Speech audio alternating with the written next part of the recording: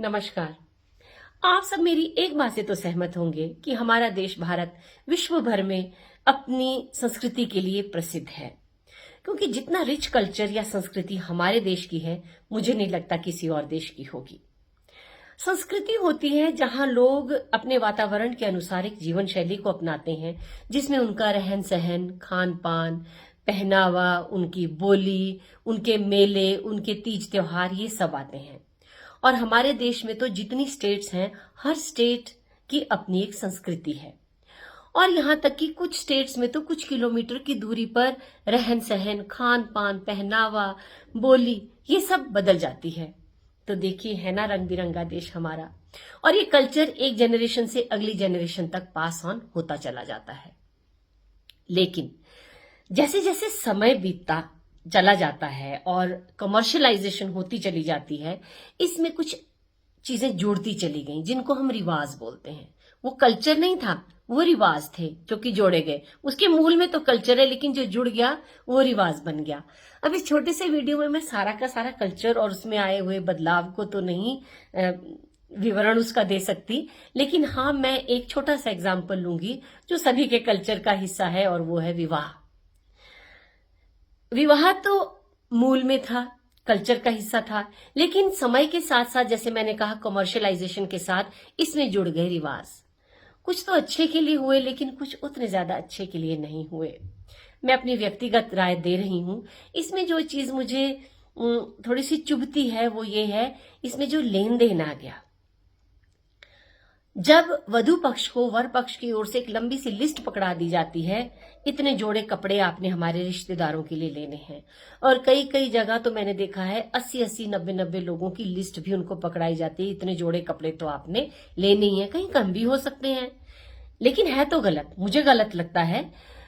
क्योंकि वो जो वधु पक्ष है, उन पर एक आर्थिक बोझ तो आपने डाला है।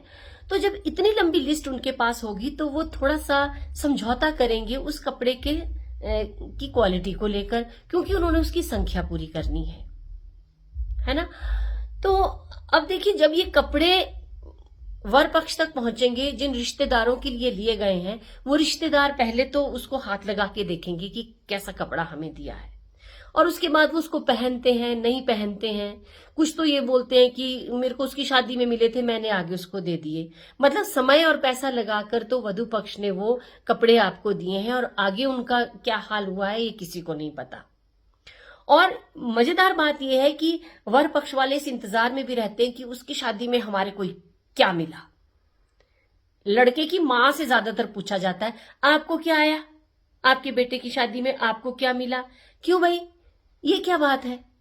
और ये जो रिश्तेदार है जिनके लिए कपड़े आए हैं, ये किस हक से इनको कपड़े दिए गए हैं। ये रिश्तेदार जो आज शादी में आए हैं, पता नहीं अब कब नजर आएंगे, और फिर ये इस पर टिक्का टिप्पणी अलग से होगी। तो ये किस बात का रोब है लड़की वालों पर, लड़के वालों की ओर से, कि इतने रिश्तेदारों को आपने कपड़े देने हैं। भाई, शादी आपके लड़के की हो रही है, खुशी का मौका आपके लिए है, तो आप दो ना अपने रिश्तेदारों को कपड़े, तब बात बनेगी।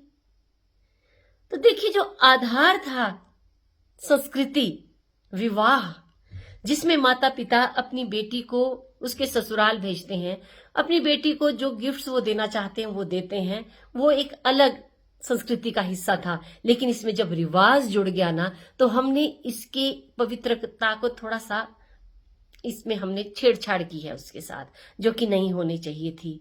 अब माँ बाप अपनी लड़की को बराबर का पढ़ाते हैं, बराबर का काबिल बनाते हैं, तो ऐसे मौके पर क्यों उन्हें यह एहसास दिलाया जाता है कि तुम एक लड़की के माँ बाप हो, यहां आकर तुम्हें हमारे रिश्तेदारों को कपड़े देने होंगे। तो प्लीज ऐसा ना करें।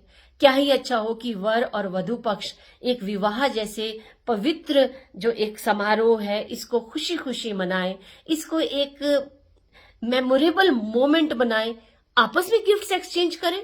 वधु पक्ष वाले वर पक्ष वालों को अगर देने ही है गिफ्ट, तो वर पक्ष वाले भी वधु पक्ष वालों को गिफ्ट्स दें, ताकि ये लगे कि दो परिवार खुशी खुशी आपस में मिल रहे हैं, दो बच्चे एक नया जीवन शुरू करने जा रहे हैं। क्यों वो जो आधार में एक इतना एक पवित्र जो एक संस्कृति का जो रूप था उस पे परतें चढ़ा दी गई हैं रिवाज की। रीतियां अलग चीज होती हैं। रीति से तो विवाह संपन्न किया जाता है, रिवाज हमने उसमें अपनी ओर से जोड़ दिए हैं। तो माँ बाप जब अपनी बेटी को बराबर का काबिल बना रहे हैं तो प्लीज उनको ऐसे मौके पर इस प्रकार का एहसास ना दिलाएं। मेरी ये अपनी व्यक्तिगत सोच है, और अगर मेरी इस वीडियो को सुनकर किसी पर इसका थोड़ा सा भी असर होगा तो मैं उनकी बहुत बहुत धन्यवादी होंगी। तभी समाज में बदलाव आएगा, वरना हम वहीं के वहीं रह जाएंगे। जितने मर्जी हम आधुनिक हो जाएं, व्यवसायीकरण के शिकार होकर हम फिर इन चीजों में उलझ जाएंगे। इसमें ना उलझें, ना दूसरों को उलझाएं। खुशी का मौका है, खुशी खुशी निपटाएं, ना कि उसे एक टेंशन वाला मौका बना दें जिसमें लड़की वाले हमेशा इस प्रेशर में रहें कि अगला कदम क्या होगा, अब आगे क्या। ठीक है ना? तो खुशी का मौका है, इसको खुशी से भरा ही रहने दें। इसको इस तरह से भ्रष्ट ना करें। मैं इसे भ्रष्ट कहना ही कहूंगी।